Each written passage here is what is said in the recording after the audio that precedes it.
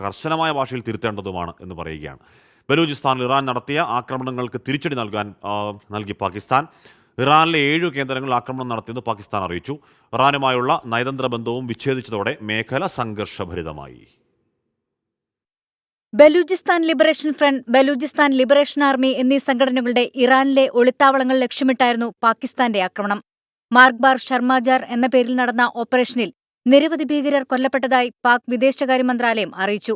4 കുട്ടികളടക്കം 7 പേർ കൊല്ലപ്പെട്ടതായി ഇറാനിയൻ മാധ്യമങ്ങളും റിപ്പോർട്ട് ചെയ്തു. ജെയ്ഷെ അദ്ലിന്റെ 2 കേന്ദ്രങ്ങളെ ലക്ഷ്യമിട്ടാണ് പാകിസ്ഥാനിൽ ഇറാൻ കഴിഞ്ഞ ദിവസം ആക്രമണം നടത്തിയത്.